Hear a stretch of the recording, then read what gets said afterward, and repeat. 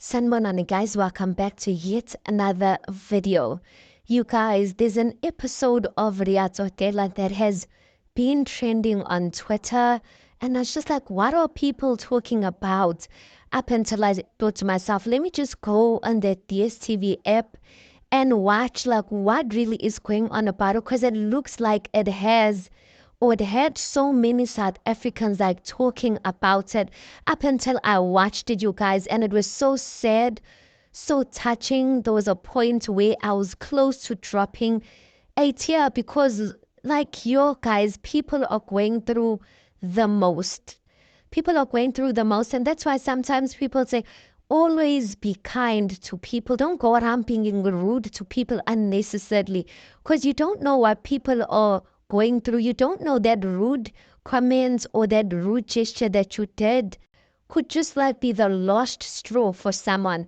Anyway, this episode of Rea Tsotella, you guys, it's about this lady. Her name is Lindy Weshezi, and she has a friend. She came to Bishop Makamu so she can get help for her friend. She has a friend whose name is Zodwa, and they have been friends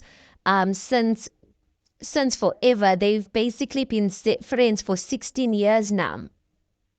So when Lindy explains it, she says that Zodwa actually has lost kids, and she's going through like a level of depression that just won't go away. Like 1 minute she's fine, 1 minute like she's not okay.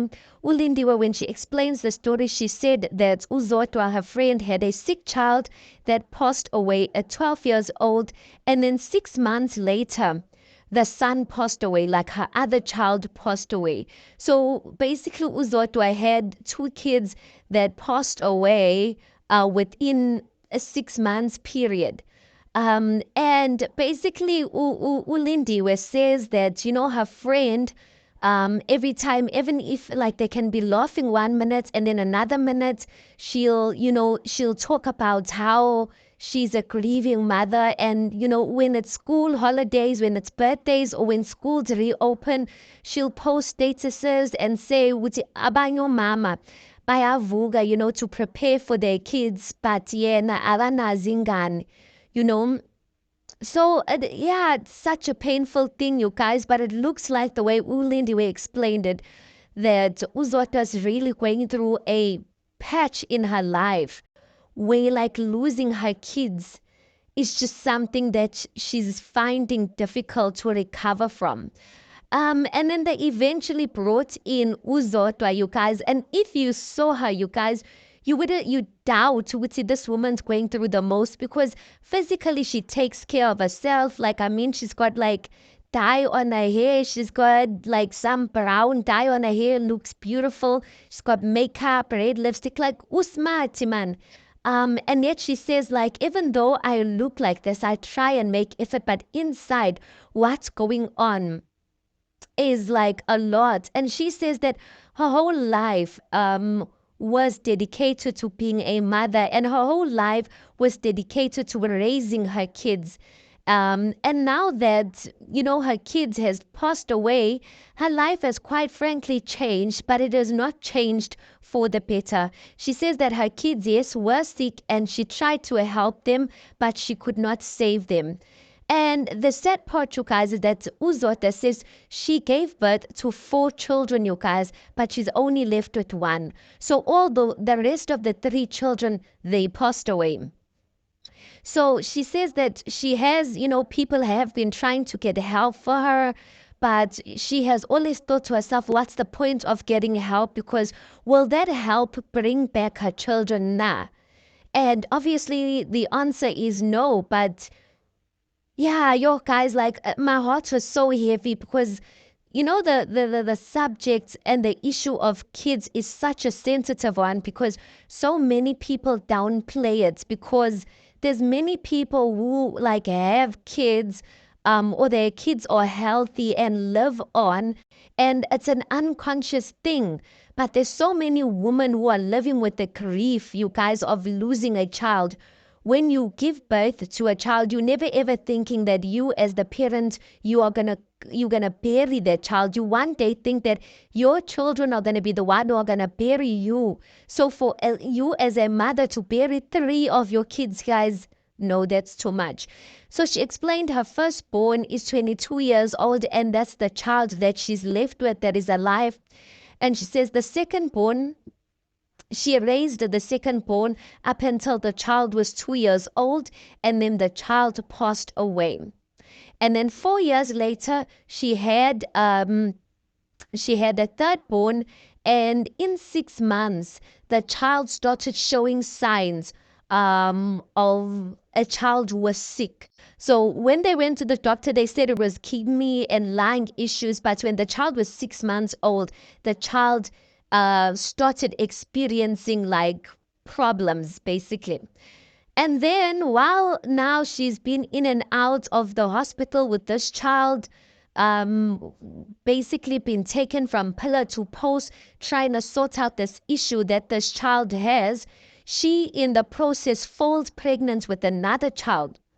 And only to find out when she falls pregnant with another child, this now newborn child is also diagnosed at 3 months old with the same symptoms that this previous child was diagnosed with. So imagine now, guys, she has 2 kids who are both sick of more or less the same thing, the kidney and the lung issues, and she has to be up and down with 2 children. Sometimes it's different appointments, it's all of that, and like I can't begin like to understand, like, or to feel or to fathom, guys, what she was dealing with 2 children, and your life basically revolving around the schedule of these children's sicknesses, the up and down. She says like the one was at this time, the one was 8 years old, and the one was few months basically. So the one who's 8 years old, she has to undergo dialysis at the hospital.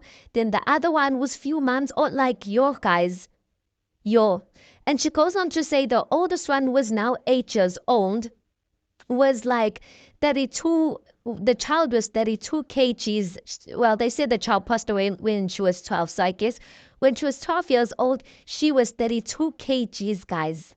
32 kgs. And when the child passed away at 11 kgs. Like my mind just trying to picture a body that is 11 kgs, you guys, that is quite sad. So yeah, guys, she lost 2 kids within a period of 6 months. I mean, yo, guys, I can't imagine the pain she's going through. But like the way everyone, guys, like when I watched the episode, I understood why everyone was going on so much about this episode. But one element I also want to talk about is how Zodwa, the lady who went through all of this, has such a loving friend. And I think it's so rare, you guys, to have a friend who's going to love you and care for you like that. I mean, at the end of the day, people got their lives. Lindy could have said, Mina, I have my life. I have my own problems. I have my own cross to carry. But for the fact that you went to the extent of coming to Rea Tsotella and saying, listen, I can feel that I'm about to lose my friend. Like the way my friend Akubangayo, she can delete herself every time, and I can't let this happen to her. So I am here to take the extra step and help her. Yo, guys, like I think Zodwa is so blessed to have a friend like Lindy, and like the way they both cried, you guys, because you can see Lindy feels Zodwa's pain. Yes, it might not be in fullness, because Zodwa is the one who really knows what it's like to be up and down, nengane zikulayo, to go through the phase of when it's children's birthdays, to see other people, children around the same age group of your children, to like all of a sudden, like your whole life, like what do you do with your life, you guys, when all of these years it has been rotating around these kids who are no longer there.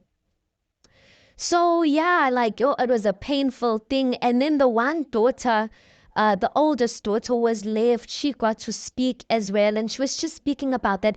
Even when she's sick, she has to hide that she's sick. She's afraid to tell her mother that she's sick because she's afraid that, like, anytime, like, even if she's sick with flu, she can see her mother starts to panic, because her mother's basically thinking maybe she's gonna lose another child. But it's such a sad thing because now Uzodwa, yes, she's going through the grief of losing her 3 kids, but at the same time, there's one daughter who's still alive. So you have to be an active parent to this one daughter while still going through the grief of kahle kahle wena wazala ingane eziwu-4 and the 3 are no longer there. Your guys, like, it was so painful.